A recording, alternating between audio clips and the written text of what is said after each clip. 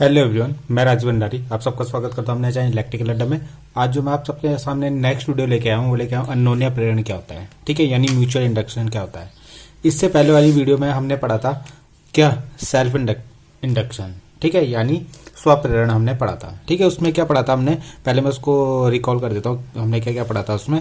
तो उसमें हमने पढ़ा था कि जैसे हमारे पास कोई कॉइल है, ठीक है, कोई कॉइल है और उस कॉइल में मैं अगर यहाँ से करंट में परिवर्तन करता हूँ, यानी ये जो करंट इसमें इस बैटरी से जा रही है, अगर इसको मैं यहाँ पे चेंज करता हूँ, यानी इसको बढ़ाता हूँ या इसको घटाता हूँ, तो यहाँ पे क्या होता है, जब करंट को बढ़ाता हूँ तो यहाँ पे एक करंट अपने आप ही इंड्यूस हो जाती है आपकी। ठीक है, यानी अपने आप ही एक प्रेरित धारा उत्पन्न हो जाती थी आपकी।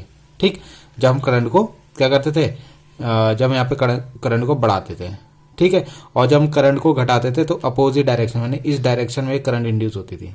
ठीक, जब करंट को बढ़ाते थे तो इस डायरेक्शन में, और जब करंट को घटाते थे तो इस डायरेक्शन में करंट इंड्यूस हो जाती थी अपने आप ही, उसी कॉइल के अंदर, सेम कॉइल के अंदर, है ना।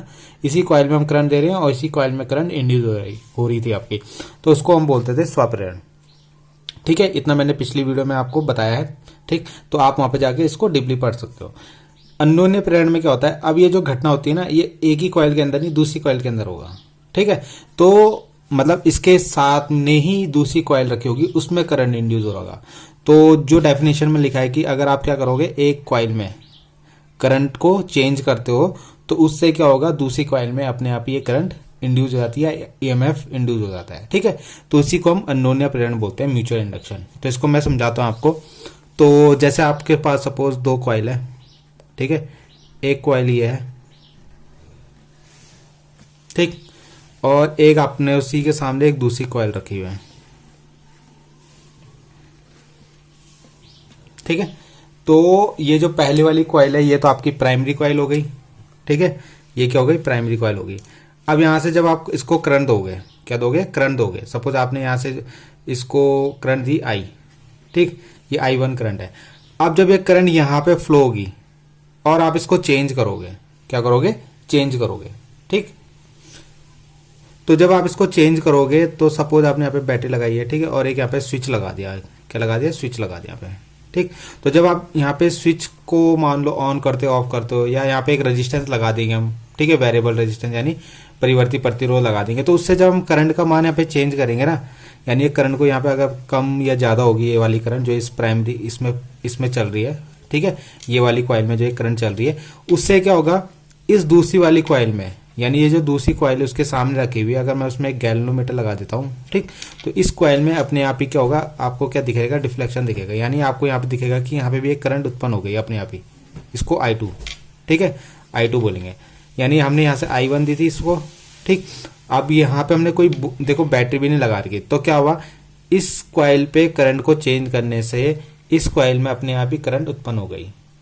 ठीक है, या हम ऐसे बोल सकते हैं ईएमएफ उत्पन्न हो जाता है, यहाँ पे E2 क्या हो जाता है, ईएमएफ उत्पन्न हो जाता है। ठीक है, अगर यहाँ पे E1 ईएमएफ है प्राइमरी कॉइल में, तो उस अपने आप ही क्या होगा, एक E2 ईएमएफ इस कॉइल में भी उत्पन्न हो जाता है। इसी घटना को बोलते हैं हम अन्योन्य प्रेरण। ठीक है, अब ये होता कैसे, आपको पता है, जैसे हम यहाँ पे करंट चेंज करेंगे, ठीक है, मान लो यहाँ पे करंट करे, आपकी I1 करंट यहाँ पे फ्लो हुई, ठीक, अब ये करंट, ये जो करंट होगी यहाँ पे कुछ मैग्नेटिक फील्ड बनाएगी, क्या बनाएगी, कुछ मैग्नेटिक फील्ड बनाएगी। ठीक, अब ये जो मैग्नेटिक फील्ड होगा वो इस दूसरी कॉइल से भी लिंक करेगा, यानी ये जो इसका मैग्नेटिक फील्ड है इससे टच होगा यहाँ पे, और टच होगा तो जब आप करंट को बढ़ाओगे तो यहाँ से जो मैग्नेटिक फ्लक्स पास होगी इस वाली लाइन से, ठीक है, इस वाली कॉइल से जब मैग्नेटिक फील्ड पास होगी वो ज्यादा होगी। ठीक, और जब आप करंट को घटाओगे तो वो मैग्नेटिक फील्ड लाइन इससे टच हो रही है वो क्या होंगी, कम होंगी, जिससे क्या होगा, आपको पता है, जैसे अगर आपका मैग्नेटिक फील्ड लाइन यहाँ पे ज्यादा हो रही है ना, या कम हो रही है, तो उससे क्या होता है, फ्लक्स भी कम और ज्यादा होता है, और फ्लक्स कम ज्यादा होने से आपने पता है फैराडे का नियम पढ़ा था, डेल्टा 5/डेल्टा T। ठीक है, यानी अगर फ्लक्स में चेंज हो रहा है, क्या में फ्लक्स में अगर चेंज हो रहा है, यानी फ्लक्स में परिवर्तन होता है, तो उससे ईएमएफ उत्पन्न होती है। तो ये आपको दिख रहा है कि जब आप I1 करंट दे रहे हो तो इस कॉइल में क्या हो रहा है, मैग्नेटिक फील्ड बन रहा है, मैग्नेटिक फील्ड जो है वो दूसरी कॉइल से लिंक कर रहा है, यानी टच हो रहा है, और जब उससे टच हो रहा है तो उससे वो कम, उसमें वो फ्लक्स क्या हो रहा है, परिवर्तित हो रहा है, कभी कम कम ज्यादा होगा ना, आप यहाँ पे करंट को चेंज करोगे तो करंट चेंज करोगे तो इससे भी फ्लक्स जो इसमें टच हो रहा होगा वो भी चेंज होगा। चेंज होने से क्या होगा, ईएमएफ उत्पन्न हो जाएगी, और जब यहाँ पे ईएमएफ उत्पन्न होगी तो यहाँ पे करंट भी प्रवाहित होगी, I2। इसी को बोलते हैं अन्योन्य प्रेरण। ठीक, अब हमने देखा था कि जैसे हम I1 करंट फ्लो करा रहे थे तो यहाँ पे आपका जो मैग्नेटिक फील्ड बन रहा था वो इससे टच हो रहा था, और मैग्नेटिक फील्ड क्या है, मतलब मैग्नेटिक फील्ड मतलब इससे इसमें फ्लक्स टच हो रहा था आपका, यहाँ पे आपका फ्लक्स क्या हो रहा था, लिंक हो रहा था। तो ये जो फ्लक्स बनेगा यहाँ पे φ2 किस वाली कॉइल में, इस वाली कॉइल में, वो किसके समानुपाती होगा, जो आप प्राइमरी कॉइल में करंट दे रहे हो I1 के। ठीक है, तो यहाँ से आप जितना ज़्यादा I1 करंट दोगे उतना ज़्यादा यहाँ पे फ्लक्स φ2 बनेगा आपका। ठीक है, तो अगर आप प्रोपोर्शनल का साइन हटाओगे तो क्या कांस्टेंट लोगे, यहाँ पे एक कांस्टेंट वैल्यू लोगे M, कैपिटल M।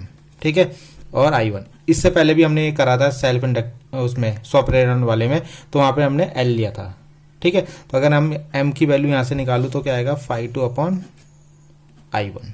ठीक है, तो ये फॉर्मूला आपको याद रखना है। ठीक है, M को जो यहाँ पे ना M बोलते हैं हम यहाँ पे अन्योन्य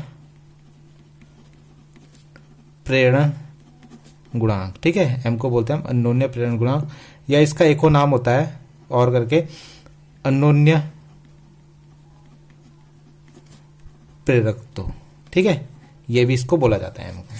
ठीक, अब हम नेक्स्ट देखते हैं कि जो यहाँ पे ईएमएफ उत्पन्न हो रही थी ना, अब फ्लक्स जब यहाँ पे टच हो रहा था, ये फ्लक्स यहाँ पे लिंक कर रहा था यहाँ इस कॉइल से, तो फ्लक्स के चेंज होने से यहाँ पे ईएमएफ उत्पन्न हो रहा था। अब हम इस ईएमएफ की वैल्यू निकालते हैं E2 की। ठीक है, जो विद्युत वाहक बल जो आपका E2 में उत्पन्न हो रहा है उसका मान कैसे निकालेंगे, मैंने आपको फॉर्मूला बताया था minus delta five upon delta T. ठीक है, ये फैराडे का नियम है आपका। ठीक, अब आपने यहाँ पे फाई की वैल्यू निकाली थी अभी, कितनी, MI। ठीक, यहाँ पे हम इसको φ2 लिख सकते हैं क्योंकि इसमें लिंक हो रहा है ना, तो इसको φ2 लिख सकते हैं। तो φ2 की वैल्यू कितनी थी हमारी, अगर हम देखें I1। ठीक, MI1, तो ये वैल्यू यहाँ पे रखी। इसके बाद जो E2 बना आपका वो तो क्या बना, M को हम बाहर ले लेते हैं। ठीक है, तो क्या बनेगा, delta I1 upon delta T. तो यहाँ यानी इससे क्या पता चल रहा हमें, यहाँ से हमें पता लग रहा है कि अगर आपको E2 यहाँ पे उत्पन्न कराना है, चेंज करना पड़ेगा delta I upon delta T करोगे प्राइमरी करंट में। अब उसको आप चेंज कैसे भी कर सकते हैं, यहाँ पे मैंने बताया स्विच लगा दिया, ऑन ऑफ करते रहो, या यहाँ पे एक रेजिस्टेंस लगा दिया। ठीक, उसको कम ज़्यादा करो तो उससे आपकी करंट चेंज होगी, तो उससे क्या होगा, एक ईएमएफ उत्पन्न होगी आपकी। ठीक है, तो इस तरीके से सेकेंडरी कॉइल में ईएमएफ उत्पन्न होगी और उससे आपकी करंट फ्लो होगी आपकी। ठीक है, तो इतना आपको इसमें समझना था। तो आई होप आपको ये समझ में आया होगा अन्योन्य प्रेरण, म्यूचुअल इंडक्शन। ठीक है, अगर कोई भी दिक्कत हो प्लीज़ कमेंट कीजिएगा। Thank you.